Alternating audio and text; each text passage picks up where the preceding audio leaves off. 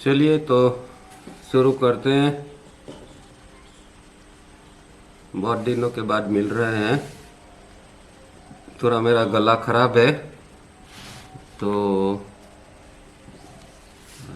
बीच में अगर खांसी आती है तो माफ़ करना, क्योंकि नेताला से आए हैं तब से थोड़ा गला खराब है। पर नेक्स्ट वीक से क्या है कि त्योहार आ रहे हैं तो सोचा कि इस संडे तो कम से कम ले लेते हैं। नेक्स्ट संडे फिर देखेंगे प्रोग्राम करना है कि नहीं। हालांकि मैं तो यहाँ ही हूँ, पर देखेंगे, नोटिफिकेशन से बता देंगे कि प्रोग्राम है कि नहीं। तो ये 10 दिन प्रकृति में घूम के आए, उसका एक अच्छी बात यह है, मुझे लगता है कि हर व्यक्ति को साल में एक बार ऐसी कोई प्राकृतिक जगह पर जाना चाहिए। एक नई हवा अंदर आ जाती है। ऐसे तो हम लोग तो ऐसे खुशनसीब है कि यहाँ नदी किनारे ही रहते हैं, फिर भी खास करके जो लोग सिटी में रहते हैं उनके लिए तो ये बहुत ज़रूरी है कि साल में एक बार ऐसी कोई प्राकृतिक जगह जाए जहाँ शांति से रह सके, थोड़ा स्वाध्याय कर सके, प्रैक्टिस कर सके। ये बहुत ज़रूरी है। इस समय मुझे खास ऐसा लगा, क्योंकि ग्रुप भी अच्छा था और इंटरेक्शन जो हुआ उससे ऐसा लगता है। अब 25 तारीख को हमने 17th मीटिंग डिस्कोर्सिस 1 की ली थी। उसके बाद में यहाँ वहाँ नेताला शिविर के अंदर ही 18 मीटिंग हमने पढ़ ली है। तो वो एक पार्ट तो मैंने यूट्यूब पर डाल दिया है, बाकी 2 पार्ट बाकी है, वो भी डाल दूंगा। तो 18 मीटिंग तो आप यूट्यूब से सुन पाओगे। तो आज 19 मीटिंग से शुरू करते हैं। 5 पेज की है, पर होपफुली आज ख़त्म हो जाएगी, ऐसा प्रयत्न करते हैं। तो पढ़ते हैं 19th meeting 38 December 1982।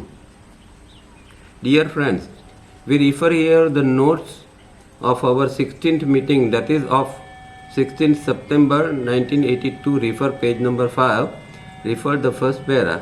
If, as per our charts given with notes of our extra meetings of 7th October 1982, we cut down food and sleep and increase the practice of 3-step rhythmic breathing, the lower 3 pranas, that is 7th, 6th, 5th, will complete their respective octaves. तो जो 16th meeting थी उसके अंदर उन्होंने जो बात बताई थी, और उसके बाद में वो एक एक्स्ट्रा मीटिंग थी जिसके अंदर हमने देखा कि 3 प्रकार के चार्ट उन्होंने दिए हैं। एक फूड के बारे में है, तो फूड किस तरह कम किया जाए और धीरे धीरे करके रात का भोजन कम्प्लीटली बंद हो जाए, तो मेथोडिकली किस तरह करना है वो उन्होंने दिया है। दूसरा स्लीप का चार्ट भी उसके अंदर है। तो जो लोग ज़्यादा स्लीप लेते हैं 8-8 घंटे, तो धीरे धीरे करके किस तरह 6 घंटे के ऊपर आ सकते हैं, तो उसको कट करने का भी उसमें उन्होंने बताया है। और 3-स्टेप रिदमिक ब्रीदिंग किस तरह हम बढ़ाते जाए धीरे धीरे करके, हर हफ्ते 5-10 मिनट करके, तो 2 साल के अंदर 8 घंटे तक पहुंच सकते हैं। वो बहुत सुंदर रूप से उन्होंने बताया है, पर अनफॉर्चुनेटली इस तरह मेथोडिकल कोई नहीं करता है। बाकी अगर इस तरह करता है, किसी का माइंड इस तरह साइंटिफिक काम करने का है, तो 2 साल के अंदर 8 घंटा तो बहुत बड़ी बात है। अगर 8 घंटा कोई कर सकता है तो ये एक हमें प्रयत्न करना चाहिए। तो वो कहते हैं कि अगर ये 3 जो चीज़ के ऊपर आप काम करोगे, तो जो 3 लोअर प्राण जो है 6, 7, 6 और 5, मतलब जो 7th है वो फूड डाइजेशन का है, 6th जो है वो ब्लड सर्कुलेशन का है, और 5th है वो एयर डाइजेशन का है। तो ये तीनों प्रकार के जो फूड्स है उसके जो रिस्पेक्टिव ऑक्टेव्स है वो हमारे अंदर कंप्लीट होते जाएंगे। तो इन 3 चीज़ों से के ऊपर काम करना ज़रूरी है, ताकि ये अभी तीनों हमारे जो ऑक्टेव्स है वो कंप्लीट नहीं है, न फूड का कंप्लीट है, न सर्कुलेशन का कंप्लीट है, न एयर का कंप्लीट है। तो वो जो है वो इस तरह काम करने से हो सकता है। The air octave will push the digestion and circulation to give maximum good results to the body. अब क्या है कि जो हायर प्राण है वो हमेशा लोअर को पुश कर सकता है। तो हायर प्राण इसमें कौन है? सबसे जो है वो एयर ऑक्टेव जो है 5th नंबर का जो है वो ये इसके अंदर हायर प्राण है, और वो जो है वो दूसरे जो 2 प्राण हैं उसको 6th और 7th प्राण जो है उसको वो पुश कर सकता है, ताकि उसका भी अच्छा रिजल्ट आ सके। Your blocking of right nostril will prevent the production of the energy of sensitiveness. तो ये प्रयोग भी उन्होंने बताया है और बार बार हर मीटिंग के अंदर इसका जिक्र करते रहते हैं कि भाई 12 से 3 और 4 से 7 आपका राइट नोस्ट्रियल बंद कर दो, ताकि आप के अंदर जो सेंसिटिवनेस की ऊर्जा जो काफ़ी मात्रा में बन रही है एबेंडन, उसको हम कम कर सके और आगे जाके उसको सेंसिटिविटी के अंदर रूपांतरित कर सके। A regularise life for 6 months will show result in physical and mental health. तो इस तरह ये जो पूरा प्रोग्राम उन्होंने दिया है उसको रेगुलरली करते हैं 6 महीने के लिए कम से कम, तो फिजिकल और मेंटल हेल्थ के अंदर काफ़ी सुधार आ सकता है। The practices as shown in our meeting of 25th November 1982 will further include tranquility and rhythm to the body system, that is both physical and the astral, that is secondary and primary. अब जो पिछली meeting थी उसके अंदर उन्होंने एक exercise दी थी, practice दी थी, वो जो है वो करने से ये ट्रैंक्विल इफेक्ट आएगी और रिदम आएगी, ऐसा कहते हैं। तो ये थोड़ी प्रैक्टिस क्या है वो हम शॉर्ट में जान लेते हैं, जो पेज नंबर 81 के ऊपर है डिस्कोर्सेस में। और उसके अंदर क्या है कि हमारा पूरा बॉडी है उसको 6 भागों के अंदर डिवाइड किया गया है, और हर एक के ऊपर इसके अंदर किस तरह ध्यान करना है या इसके ऊपर किस तरह काम करना है वो उसमें बताया है। तो 81 के ऊपर देखिए, तो आप divide your body into different areas, that is 1 head and neck, 2 shoulders and chest, 3 abdomen, 4 right arm, 5th left arm, 6th right foot from hip bone downward to toes, 7th left foot from hip bone downward to toes.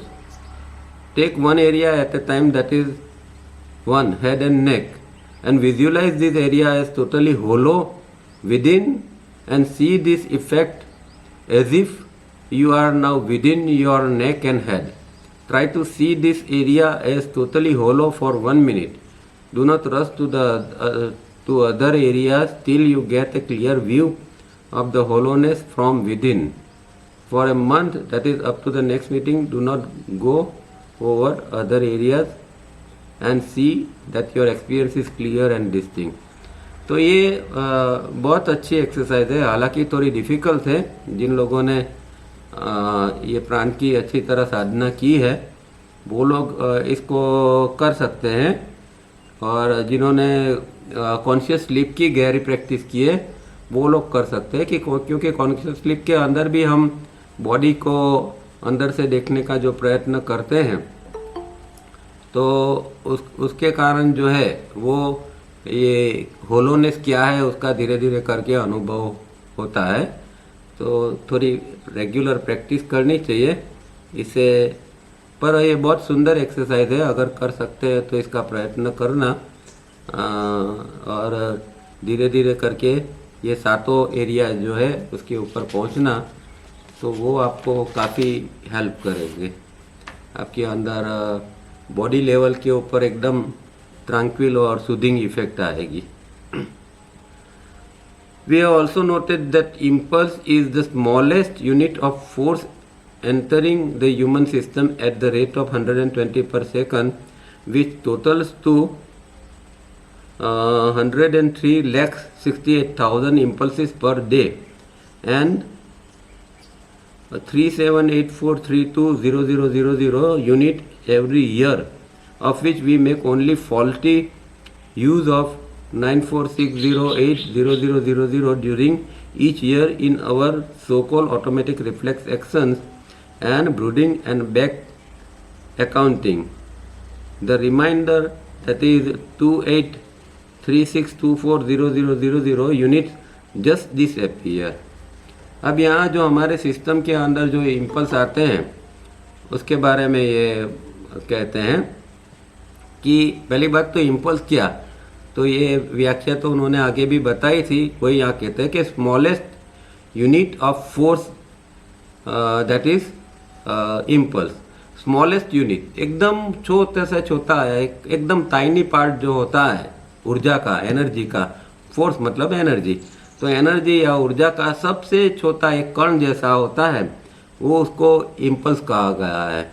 तो हमारे अंदर जो एक second के अंदर 120 impulse आते हैं, मतलब कि ये जो इम्पल्स है वो ये टाइनी छोटे छोटे जो पार्ट्स है, छोटे छोटे जो यूनिट है, वो हमारे अंदर 120 पर सेकंड के रेट से आते हैं।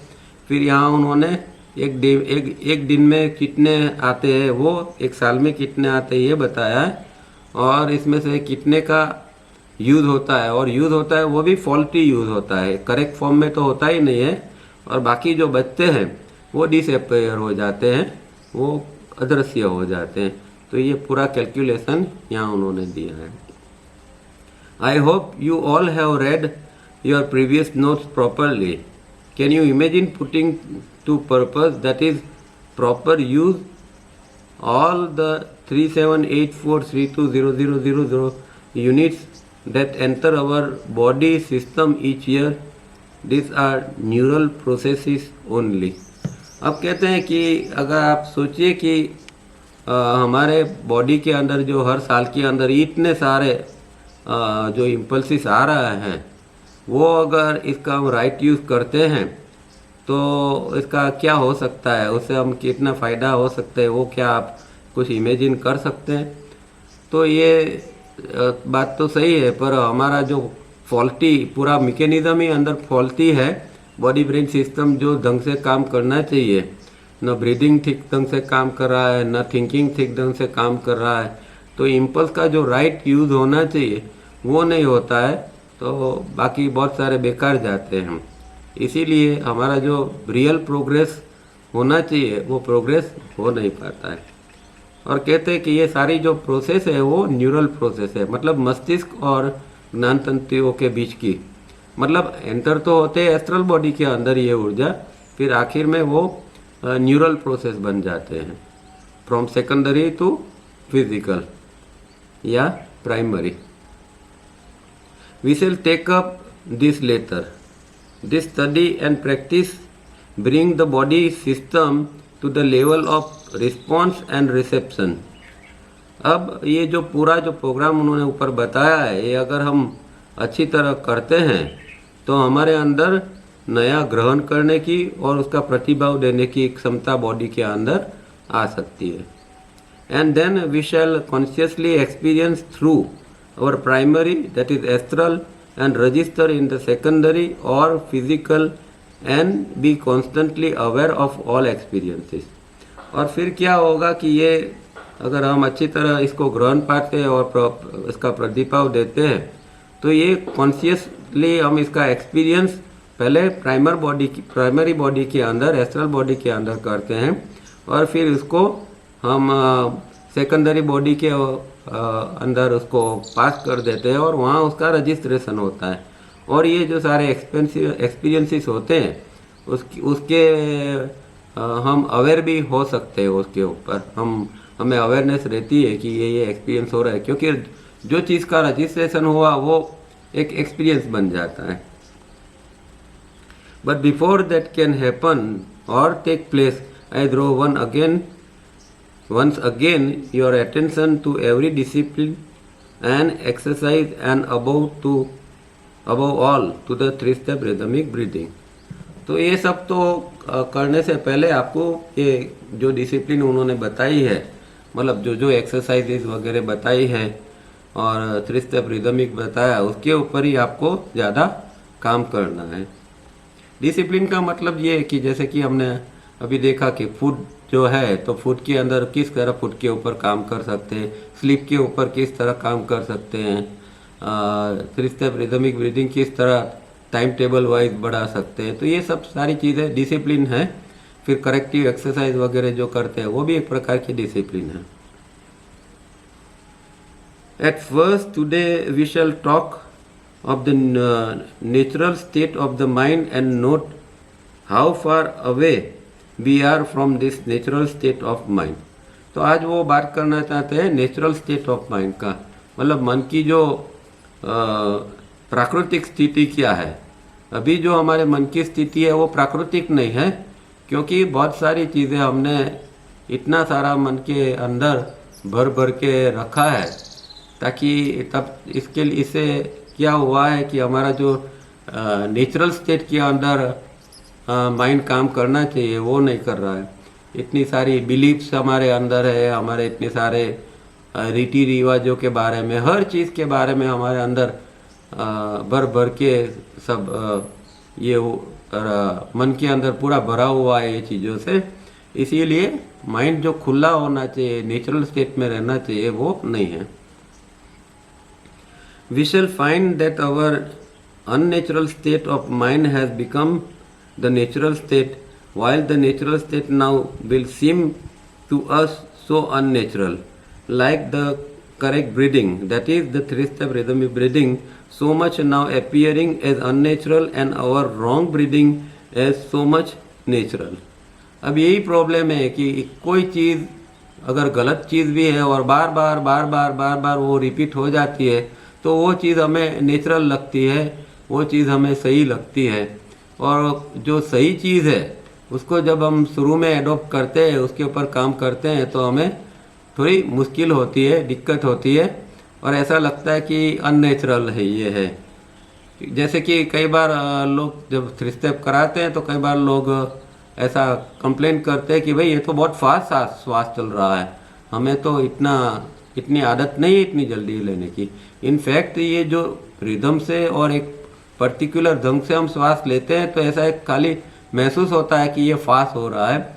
हकीकत में तो हमारा श्वास से काफ़ी फास्ट होता है. हम 1 मिनट में नॉर्मली 18-20 बार श्वास लेते हैं, इसमें तो 1 मिनट के अंदर सिर्फ हम 12 टाइम्स 12 बार लेते हैं. पर क्योंकि ये ज़रा नया ढंग से लेना होता है तो लोगों को एक भ्रांति होती है कि ये फास्ट श्वास चल रहा है. तो जो इसीलिए कहते हैं कि जो कई बार जो अननेचुरल है वो एकदम नेचुरल जैसा लगता है और जो नेचुरल है वो अननेचुरल जैसा लगता है. Ages of wrong habit of thinking, breathing, eating, sleeping are to be corrected if we hope to be as natural as God and nature intended in creating a human being capable of great thinking and not survive as we do today in fear, doubt and a loveless life. तो कहते हैं कि भगवान ने तो बहुत अच्छी तरह इंसान को बनाया था, सब चीज़ प्रॉपरली रखी गई थी, कैपेबल बनाया था और वो एक अच्छी तरह थिंकिंग कर सके, ऐसा सब कुछ दिया हुआ था. पर क्योंकि ये सब चीज़ों की रॉन्ग हैबिट के कारण, थिंकिंग की, फिर ब्रीदिंग की, ईटिंग की, स्लीपिंग की, ये चारों चीज़ों की और इससे भी अलावा भी और चीज़ों की जो गलत हैबिट के कारण क्या हुआ है आज कि हमारे अंदर वो जो भगवान ने जो रचना की थी और भगवान ने जिस तरह हमें नेचुरल फॉर्म में बनाया था वो नहीं रहा है, बल्कि आज हम फियर, डाउट और लवलेस लाइफ जी रहे हैं. मतलब कि एक शंका है हमारे अंदर, डर है और प्रेम का अभाव है। हर एक के जीवन के अंदर जो है प्रेम बहुत एक प्रेम ऐसी चीज़ है कि जो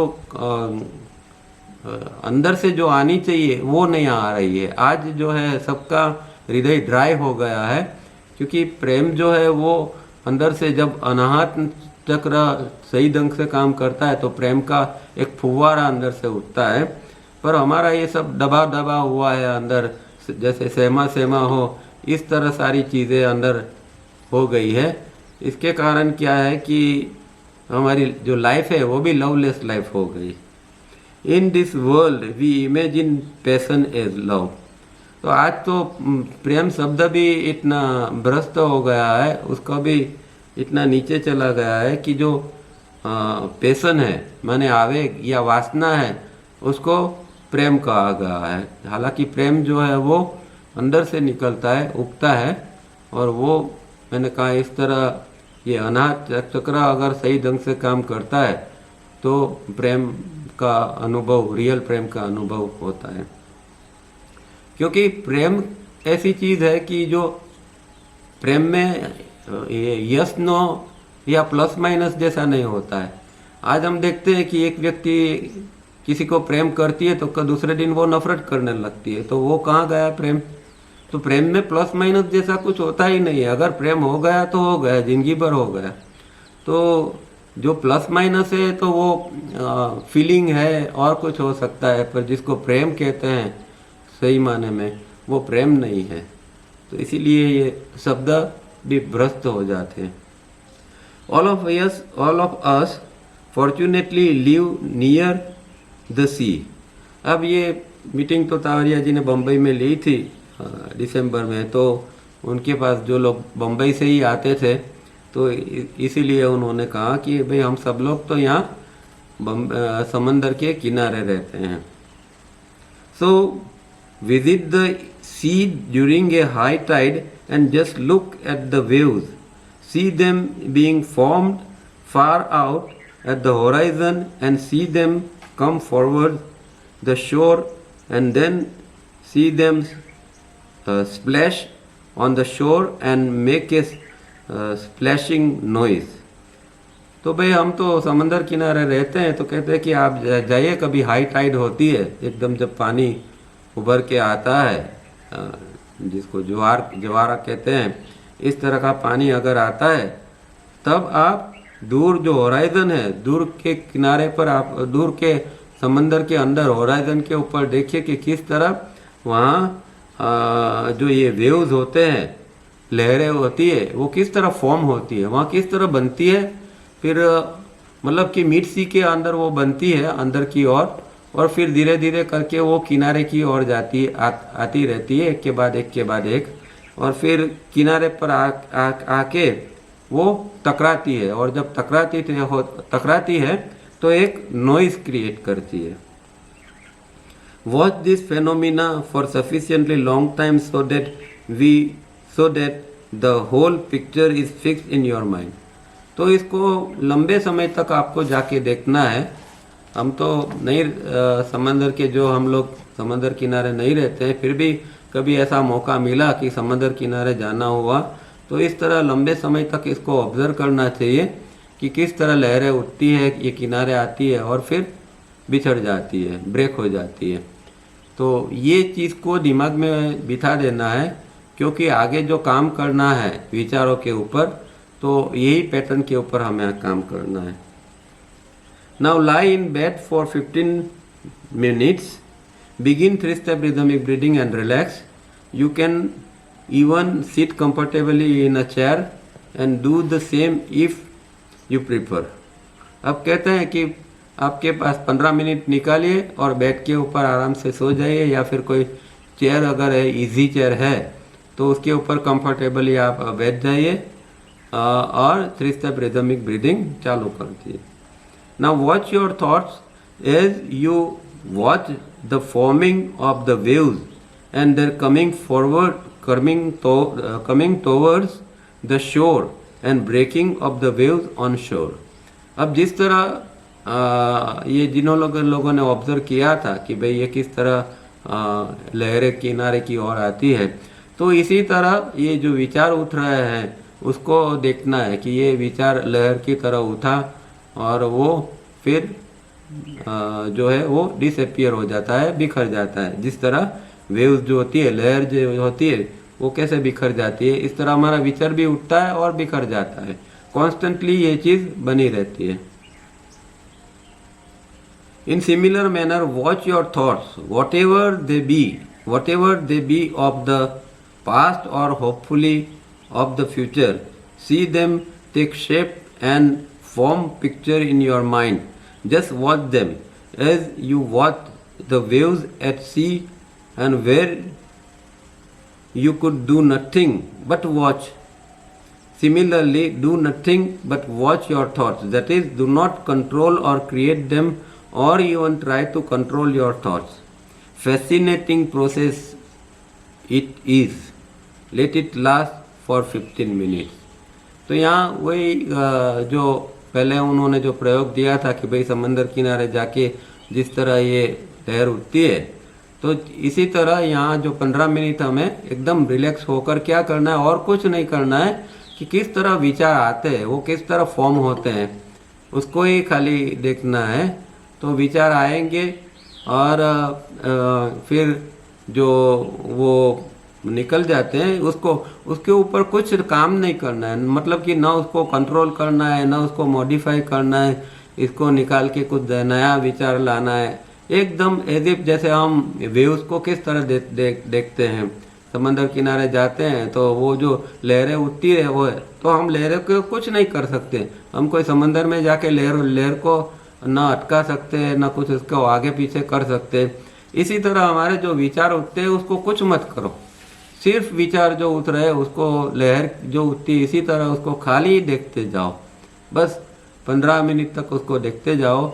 अगर और सही ढंग से आपने उसको देखा तो बहुत वो फैसिनेटिंग प्रोसेस होगी, ऐसे मंत्रमुग्ध कर देने वाली प्रोसेस, आपको बहुत मज़ा आएगा इसके अंदर। पर एक ही दिक्कत है कि हमारा प्रॉब्लम जो है वो ऑसिलेशन का है। ब्रेन जो है वो कहीं पर भी टिकता नहीं है, वो ऑसिलेट हमेशा होता रहता है या भूत या भविष्य में भागता रहता है। तो शुरू में तो आप ये प्रोसेस करने जाओगे तो आप महसूस करोगे कि आप विचार देखते देखते कब विचार के अंदर इन्वॉल्व हो गए और कब ये प्रोसेस बंद हो गई, वो सब आपको पता ही नहीं चलेगा। बहुत देर के बाद पता चलेगा कि अरे मुझे तो ये विचारों को देखना था, पर उसके अंदर इन्वॉल्व हो गया। तो ये चीज़ होती रहती है इस तरह जब प्रैक्टिस करते हैं तब। Thoughts are molecular. We are now slowly trying to get acquainted with the molecular world of thoughts and feelings. तो जो थॉट किया है वो मॉलिक्यूलर है, वो जो उसका सब्सटेंस है वो मॉलिक्यूलर है। जिस तरह जो फिजिकल जो है उसका जो हमारा फिजिकल बॉडी के अंदर जो उसका जो सब्सटेंस है वो सेल है, सेल्यूलर है। यहाँ जो हमारा एस्ट्रल है वो या थॉट है वो सब जो है, क्योंकि थॉट एस्ट्रल का पार्ट है तो वो मॉलिक्यूलर है, पर अणु इसको कहते हैं, वो अनुमयी चीज़ है। और जैसे जैसे ये प्रैक्टिस करते जाएंगे तो हम एक्वेंटेड होते जाएंगे, उसका हमें परिचय मिलता जाएगा। और फिर हम ये जो मॉलिक्यूलर वर्ल्ड है या एस्ट्रल वर्ल्ड है उसको भी हम पहचानना शुरू कर देंगे, या जिसको कहते हैं थॉट और फीलिंग कहते हैं, उसको पहचानना हम शुरू कर देंगे। This is also described as stare naked meaning without any effort on our part. तो ये जो पूरा जो प्रोग्राम है या ये जो टेक्निक है उसको स्टेयर नेकेड भी कहते हैं। मतलब कि एक टक देखते रहना, जैसे खुला जो है आकाश को हम देखते हैं एक टक ब्लिंकिंग किए बिना, उसको स्टेयर नेकेड कहते हैं। और यहाँ नेकेड का मतलब उन्होंने कोई भी एफर्ट नहीं करना है, ऐसा है कि हमारी ओर से कोई एफर्ट नहीं होना चाहिए। जो विचार चल रहा है, जैसे भी चल रहा है, उसको बस चलने दो और खाली देखते जाओ। तो ये एक टेक्निक यहाँ उन्होंने दी है। Remember the 2 points and relevant aspect when we watch the waves, that is the waves break on the shore and second make noise. तो उसके दो रूप क्या है, एक जो है वो जो वेव्स जो है वो समंदर के किनारे आते हैं और ब्रेक हो जाते हैं, टूट जाते हैं, और दूसरा जो है जब वो टूटते हैं तो नॉइज क्रिएट करते हैं, एक आवाज़ ध्वनि उत्पन्न करते हैं। पर वो जब डीप सी के अंदर जो हॉरिजॉन्टल लेवल पर जब वो फॉर्म होते हैं तो वहाँ साइलेंट होते हैं। तो ये दो प्रक्रिया अलग है, एक जब वो फॉर्म होते हैं तब साइलेंट होते हैं, पर जब वो किनारे तक आ जाते हैं तब वो नॉइजी हो जाते हैं। और हमने भी ये अनुभव किया है कि हम जब समंदर किनारे जाते हैं तो कितना आवाज़ इसकी वेव्स का आता ही रहता है, कांस्टेंट आता रहता है, एक टिपिकल आवाज़ आता है जिसके ऊपर हम मेडिटेशन भी कर सकते हैं। इस तरह की ये समंदर की आवाज़ होती है। So are our thoughts. They are silent as they form, but in the registration area they break, register and make noise, as the waves do on the shore. तो इसी तरह हमारा विचारों का भी है। जब विचार अंदर बनते हैं, मतलब इम्पल्स आता है अंदर, मेमोरी पैटर्न से मिलता है, वो सारी प्रक्रिया है वो चुपचाप होती है, वहाँ कोई नॉइज़ वगैरह नहीं होता है। पर वो जब आगे आते हैं IESM केंद्रों के ऊपर रजिस्ट्रेशन के लिए आते हैं, तो जब रजिस्टर होते हैं तो वहाँ एक प्रकार का नॉइज़ क्रिएट करते हैं। हालांकि हम तो इतने बाहर के आवाज़ से इतने हैबिचुअल हो गए कि अंदर का आवाज़ कभी हमें सुना ही नहीं देता है, हमें पता भी नहीं है कि इस तरह विचार बनते हैं तो ऐसा कोई नॉइज़ आता है। पर यहाँ उन्होंने लिखा है तब हमें पता चलता है कि भाई ये जब विचार बनता है तो इस तरह नॉइज़ क्रिएट करके फिर वो बाहर निकलता है रजिस्ट्रेशन एरिया से। तो ये सब सूक्ष्म बात है, इतनी जब सेंसिटिविटी बढ़ जाती है बहुत ऊंची, तब ये सारी अनुभूति होती है। It takes time but practice and practice and through sincere practice realise a world you are so far not aware of. तो उसको बार बार प्रैक्टिस करेंगे, सिंसियर प्रैक्टिस करेंगे, तो जिस वर्ल्ड से हम अभी अवेयर नहीं है, जिस वर्ल्ड जो है एस्ट्रल वर्ल्ड जो है उसके बारे में हम कुछ जानते नहीं हैं, इसका धीरे धीरे हमें परिचय होता जाएगा, इसकी अनुभूति होती जाएगी। Make an entry gently into the molecular world, refer 18th meeting. तो वो जो हमने अभी जो बताया था, ये 6 और 7 पार्ट जो होलोनेस का, वो यहाँ 18 मीटिंग में वो कहते हैं कि उस तरह की प्रैक्टिस करो और जो एंट्री है वो मॉलिक्यूलर वर्ल्ड के अंदर एकदम आराम से धीरे से उसके अंदर एंटर हो। तो ये जब वो प्रैक्टिस सब करते हैं और होलोनेस की भी प्रैक्टिस करते हैं तो हम धीरे धीरे करके एस्ट्रल वर्ल्ड के अंदर एंटर हो सकते हैं। This practice added to the practices of our 18th meeting. Be diligent, be regular and you will be rewarded. तो ये जो ऊपर थॉट्स वॉचिंग की जो प्रैक्टिस बताई है उसके साथ में वो 18th मीटिंग में जो होलोनेस की जो मीटिंग बताई थी, मतलब टेक्निक जो बताई थी, वो टेक्निक दोनों को हम यहाँ एक साथ में कर सकते हैं और डिलीजेंटली अगर करेंगे तो इसका अच्छा सा रिवॉर्ड, इसका अच्छा सा बदला हमें मिल पाएगा। What is the difference you have noted in your unnatural way of thinking and the natural way of thinking? तो कहते हैं कि जो हमारा थिंकिंग जो है अभी तो अननेचुरल वे ऑफ थिंकिंग है, और अगर वो नेचुरल वे ऑफ थिंकिंग हो जाता है तो दोनों के अंदर क्या डिफरेंस, क्या अंतर रहेगा। It is very important recognisation of a vital face. तो अगर वो इस तरह दोनों चीज़ को हम महसूस कर सकते हैं तो एक वाइटल फेस बन जाएगा, वो सब महत्वपूर्ण पहलू इस चीज़ का बन जाएगा और इसको हम रिकग्नाइज कर पाएंगे।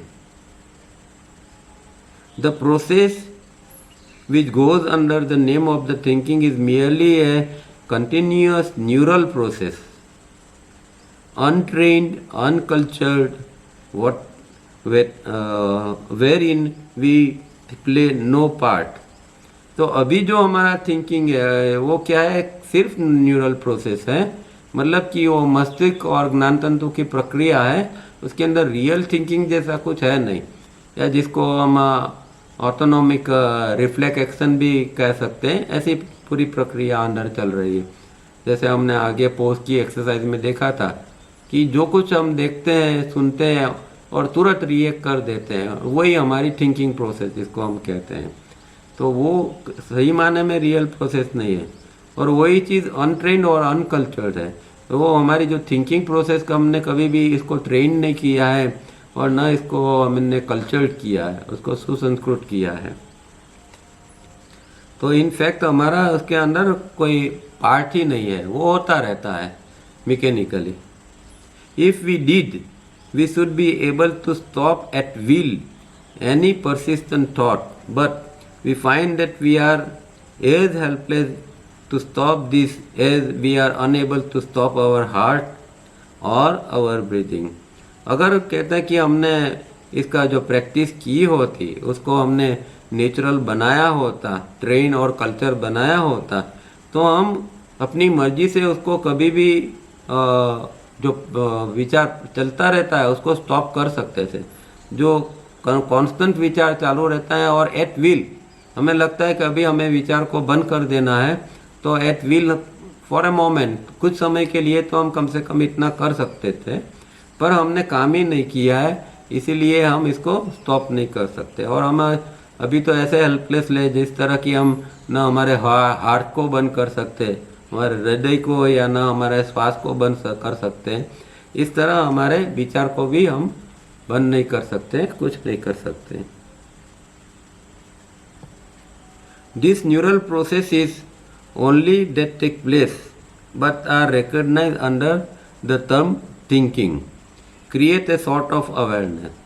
अब जो ये न्यूरल प्रोसेस चलती है जिसको हम सो कॉल्ड थिंकिंग कहते हैं, वो एक प्रकार की अवेयरनेस क्रिएट करते हैं। क्योंकि देखो, जीने के लिए अवेयरनेस तो चाहिए, लाइफ आ गई तो अवेयरनेस भी चाहिए, बिना अवेयरनेस के तो किस तरह जिया जाएगा। तो जीने के लिए ज़रूरी है इतनी अवेयरनेस, ये न्यूरल प्रोसेस से बन जाती है। हायर अवेयरनेस नहीं बनती है कि जो हमें स्पिरिचुअल में जो चाहिए अवेयरनेस, वो ये न्यूरल प्रोसेस से नहीं बनेगी। This awareness is an energy as we have noted in our earlier meetings, so is life an energy and both are generated at the point Muladhar in the primary body, and the distribution and further refinement and use is merely also a neural process। तो ये जो है awareness कहाँ बनती है, तो awareness जो है वो मूलाधार के ऊपर, अवेयरनेस और लाइफ, ये दोनों एनर्जी जो है वो एक तो प्रकृति से भी अंदर आती है, और ये जो न्यूरल प्रोसेस अंदर होती है उसके द्वारा वो बनती रहती है वो हमारे अंदर। तो मूलाधार के अंदर प्राइमरी बॉडी में बनती है और फिर वो डिस्ट्रीब्यूट होती है, रिफाइंड होती है। पर आफ्टर ऑल कहते हैं कि ये सब न्यूरल प्रोसेस है, क्योंकि वो जब फिजिकल में जाती है तो वो न्यूरल प्रोसेस ही हो सकती है। Consciousness is of a different kind. A millionth of awareness is not equal to a particle of consciousness। अभी ये अवेयरनेस और कॉन्शियसनेस दो शब्द यहाँ उन्होंने बताया है कि, और दोनों के अंदर इतना डिफरेंस है कि अवेयरनेस का जो कॉन्शियसनेस का एक कण जो है वो लाखों टन अवेयरनेस के बराबर भी नहीं हो सकता। तो कॉन्शियसनेस ऐसी क्या चीज़ होगी कि, और अवेयरनेस क्या हो सकती है। तो हम जानते हैं कि ये जो पूरी सृष्टि जो बनी है वो चित्ती शक्ति द्वारा बनी है, और चित्ती शक्ति की जो शक्ति है उसको ही अवेयरनेस कहते हैं। वो जो शक्ति से काम कर रही है वो अवेयरनेस की शक्ति है, और वो अवेयरनेस की शक्ति व्यक्ति के अंदर भी किसी न किसी रूप में आती है और काम करती है। अब कॉन्शियसनेस जो है वो आत्मा तत्व या परम तत्व या सत्यम जिसको कहते हैं, इसके साथ जुड़ी हुई है।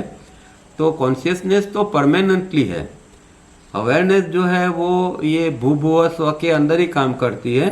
भूभुव स्व के बाहर हम जब निकलते हैं तो अवेयरनेस वहाँ कोई उसकी कोई गुंजाइश ही नहीं होती है, वहाँ वो होती भी नहीं है और काम भी नहीं कर सकती है। वहाँ सिर्फ और सिर्फ कॉन्शियसनेस होती है।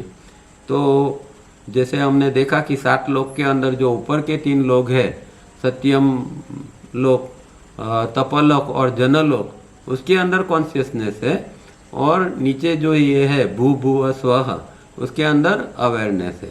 तो ये अवेयरनेस तो जो है वो बहुत लिमिटेड चीज़ है कॉन्शियसनेस के आगे। जब ब्रह्मांड लुप्त हो जाता है तो अवेयरनेस भी नहीं रहती। पर जो ये जो ऊपर के जो लोग हैं वो कभी लुप्त होते ही नहीं, वो परमानेंटली है मतलब है, उसको अंदर न कुछ आगे पीछे उसके अंदर हो सकता है। भू भुव स्व के अंदर तो बहुत सारा खेल हो सकता है, वो कभी समाप्त भी हो जाती है, फिर से उत्पन्न होता है, बहुत सारा खेल उसके अंदर बना रहता है। तो अवेयरनेस जो है वो एग्जिस्टेंस के साथ जुड़ी है, और कॉन्शियसनेस जो है वो क्रिएशन के साथ जुड़ी हुई है। Consciousness can never be a neural process, it has nothing to do with human mechanism for its being. अब ये जो कॉन्शियसनेस जो है वो कोई न्यूरल प्रोसेस नहीं है, ये कोई हमारे बॉडी ब्रेन सिस्टम की अंदर की कोई प्रक्रिया नहीं है।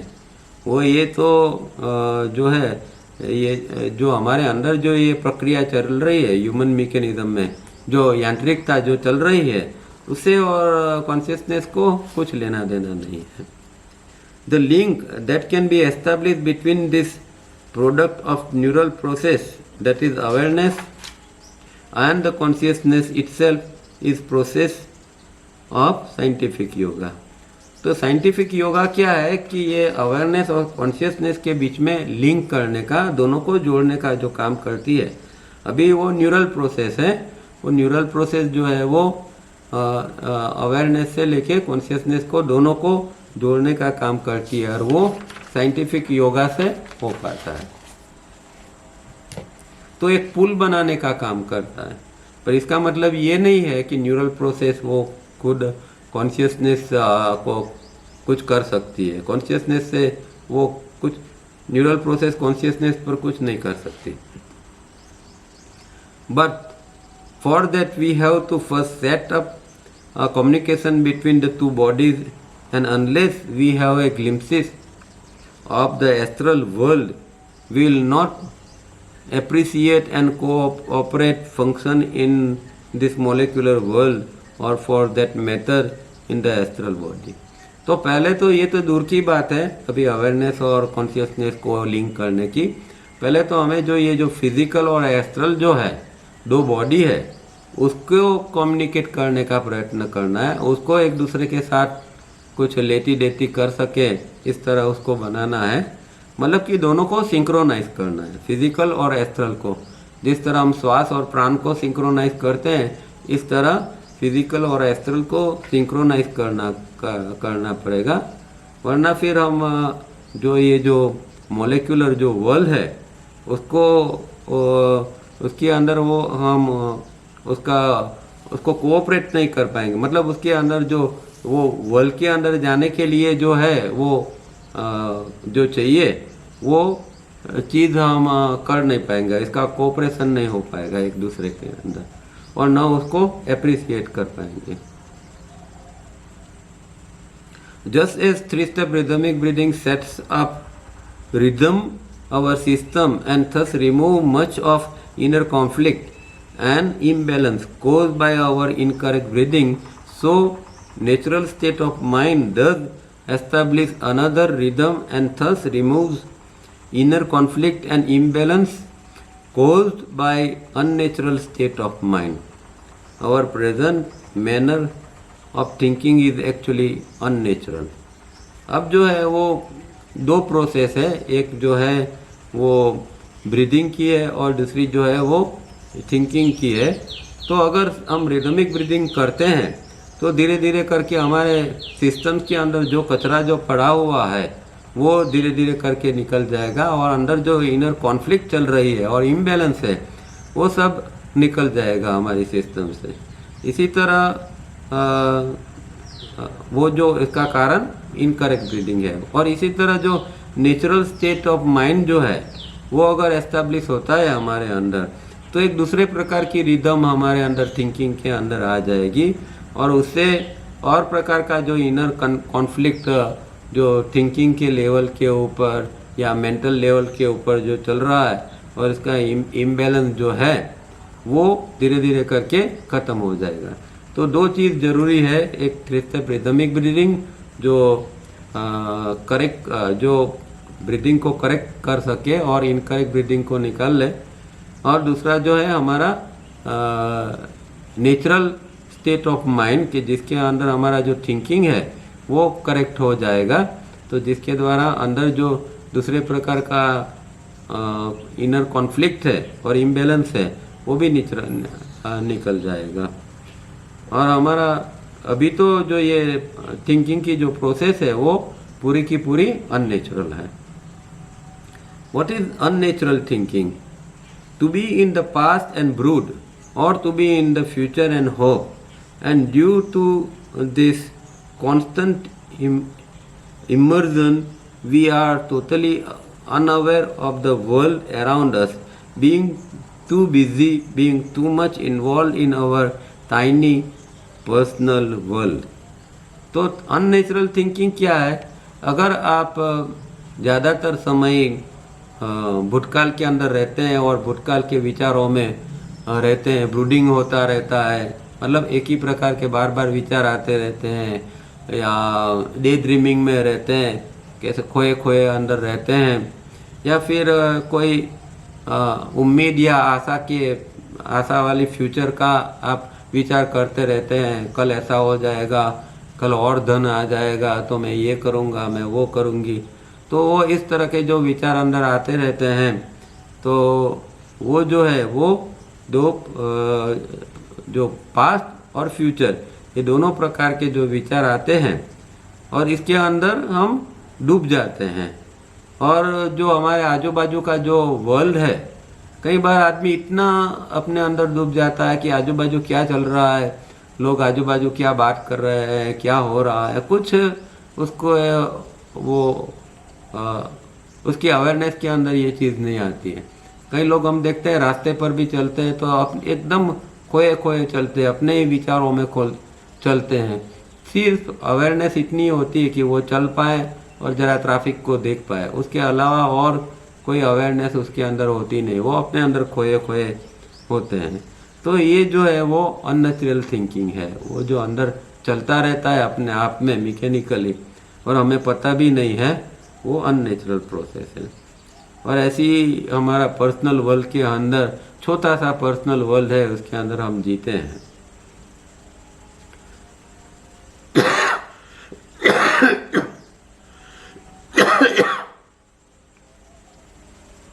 Instead of stating thinking, we shall state the natural state of mind. That is, it can perceive the world around and yet carry out all duties and functions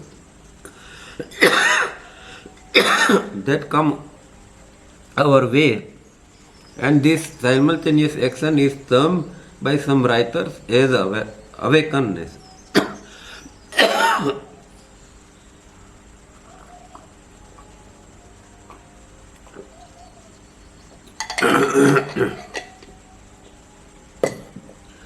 तो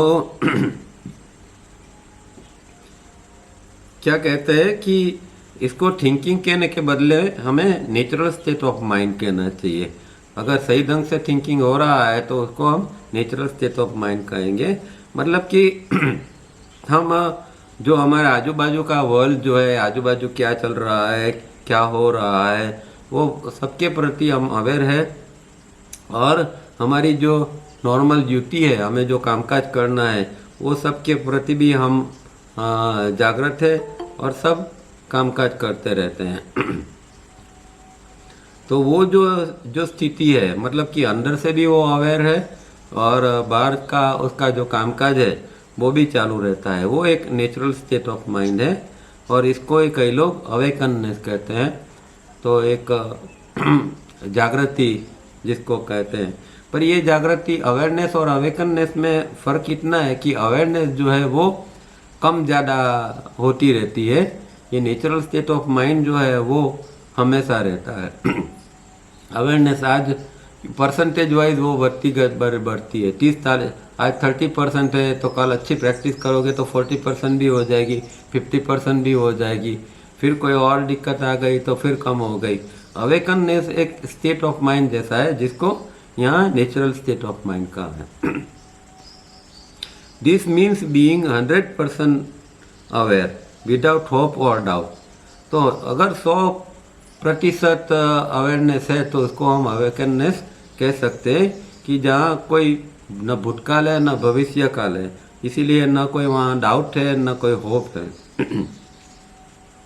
and when you will after repeated practice of watching the formation of thought pictures without any attempt at control, just as you watch a movie or a TV without being involved.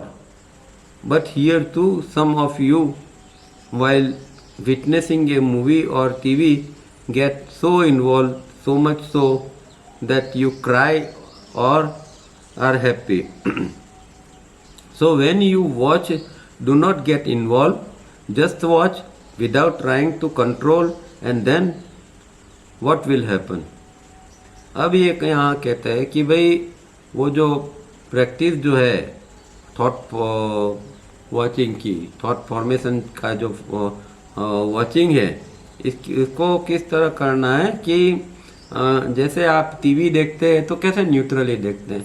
हालांकि हम ज़्यादातर तो इसमें भी involve हो जाते हैं, neutrally देख नहीं पाते हैं, और कुछ मनचाही चीज़ होती है जैसे कि कोई क्रिकेट की गेम चल रही है वगैरह, तो एकदम इन्वॉल्वमेंट बहुत गहरा हो जाएगा, और जितना गहरा हो जाएगा कि अगर हमारी पसंदगी की टीम जीतती है तो हम खुशी के मारे उछल पड़ते हैं, और अगर वो हार जाती है, और सुना है कि कई लोग तो टीवी भी तोड़ देते हैं, इस तरह का पागलपन आ जाता है। कितना इन्वॉल्वमेंट होता होगा कि अपना खुद का टीवी तोड़ देते हैं। तो ये एक गहरा इन्वॉल्वमेंट इस तरह हो जाता है। पर जब हम थॉट वॉचिंग करते हैं तो एकदम न्यूट्रल रह के उसको करना है। उसको न कंट्रोल करना है और न कुछ इसके ऊपर काम करना है। तो अगर इस तरह हम करते हैं तो क्या हो सकता है। अब अंदर की पूरी प्रोसेस बताते हैं। ये नेक्स्ट पैराग्राफ बहुत इम्पोर्टेंट है, और जो लोग खास करके ध्यान करते हैं उनको ये चीज़ समझ में आएगी कि अंदर क्या होता है। At first the mind will form thought forms very rapidly and with strong emotions and flow very fast like a mountain stream. Then after a period of diligent practices, it will show down as we see a movie in a slow action or motion, and then after a further period of diligent practice, you will find that your little self, your individuality disappears. No more you see pictures connected with your little self, but self, the vast expanse of universal mind itself, where you see to your surprise and diligence that this ocean links all minds, everywhere, anywhere and everywhere, like the waters of the ocean, the one vast body of ocean touching every shore of the continuous all over the world.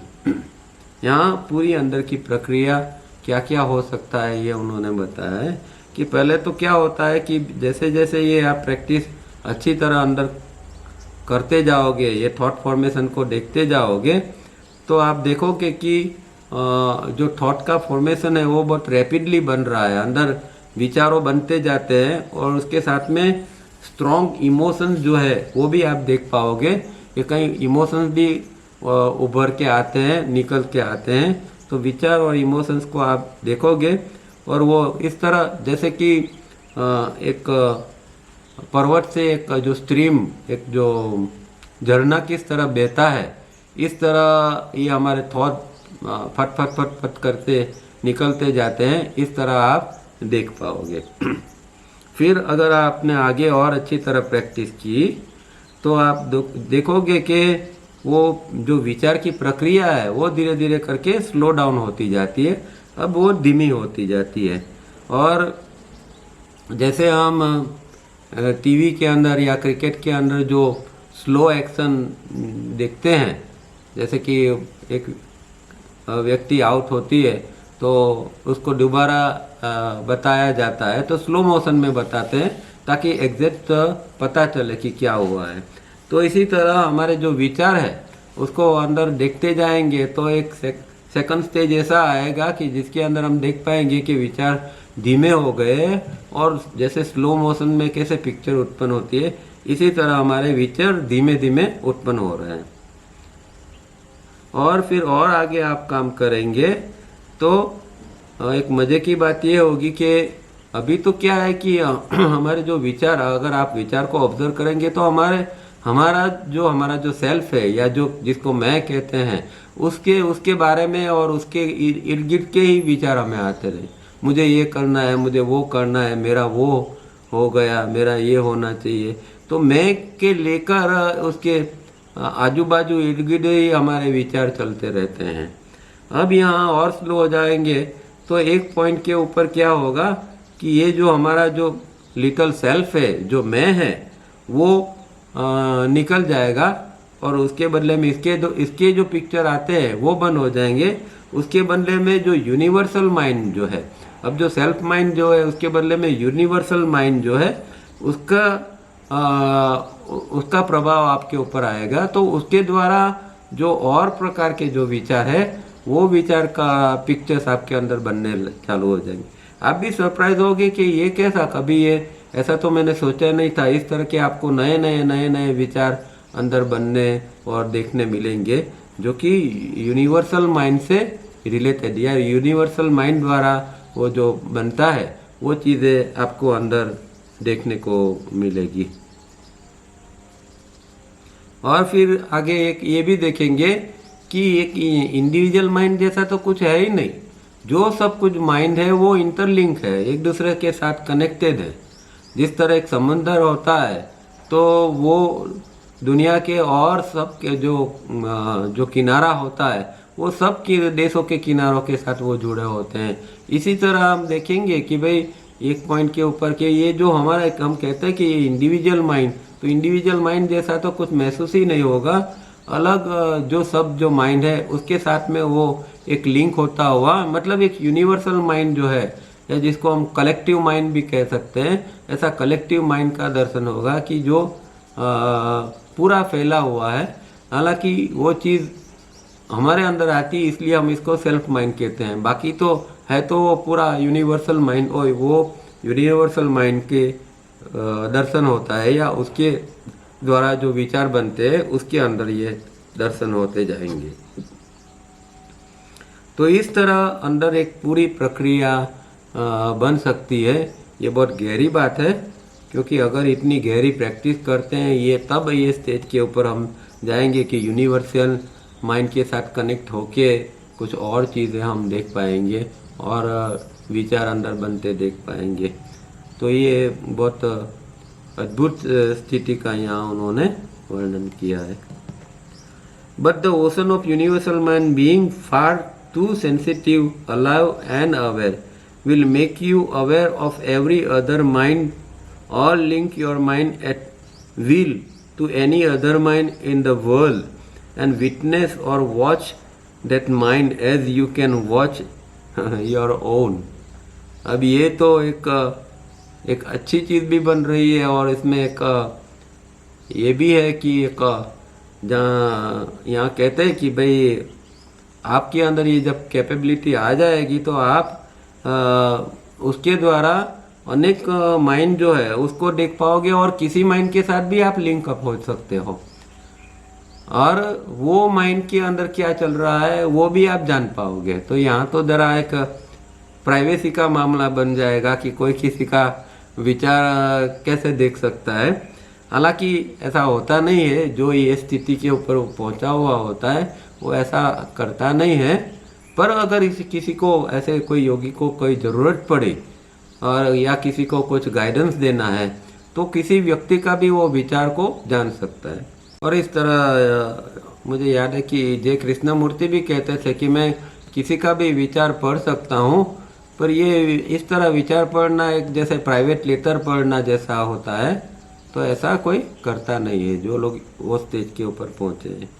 पर कहने के मतलब ये है कि ये जो है वो यूनिवर्सल माइंड से पूरा सारा सब लिंकअप है, और आप किसी भी व्यक्ति के साथ, किसी के व्यक्ति के ब्रेन के साथ, माइंड के साथ आप जुड़ सकते हो और उसके अंदर क्या चल रहा है वो भी जान सकते हो। ये बहुत बड़ी और बहुत ऊंची बात है ये।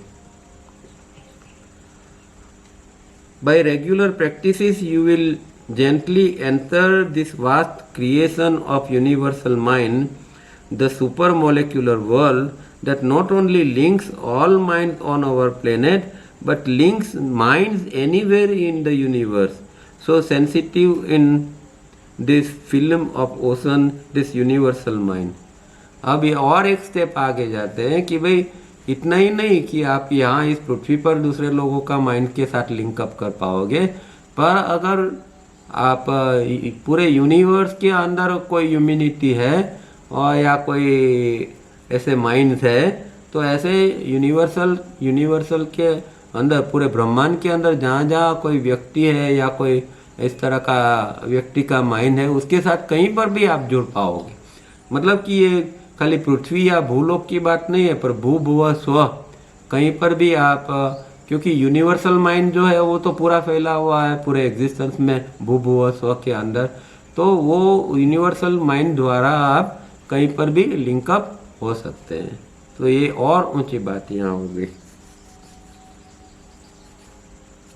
Therefore, to be in a natural state of mind is to be immersed in this ocean of mind, and yet to be able to carry out much more correctly all the duties and functions that come out way, and perform all work that comes our way।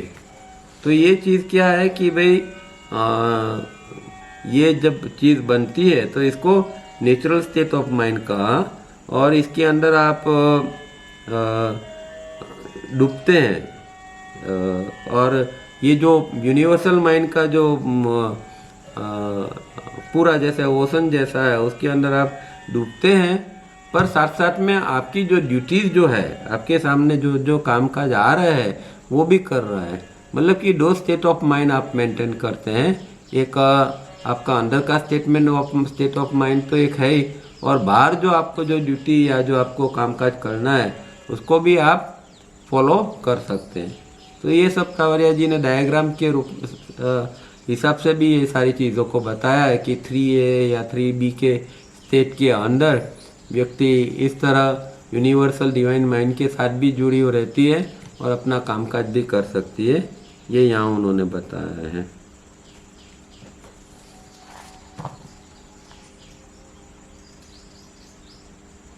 This is actually the natural state of mind.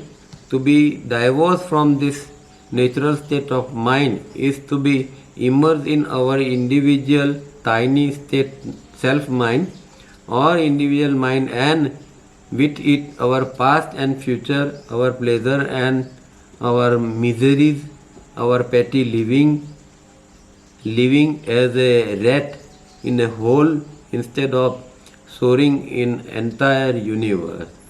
तो ये जो है इस तरह अगर आप दोनों इसमें जी सकते हैं, आप यूनिवर्सल माइंड के साथ भी कनेक्टेड है और ड्यूटी भी निभा रहा है, तो वो आपका नेचुरल स्टेट ऑफ माइंड है।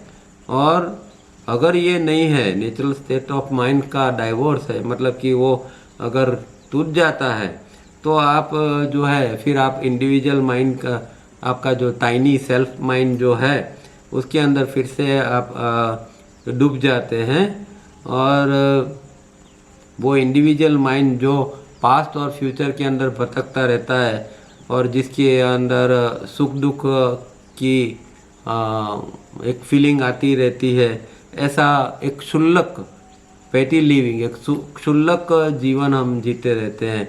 जैसे कि एक चूहा अपने बिल के अंदर रहता है और वो ऐसा मानता है कि यही उसकी दुनिया है।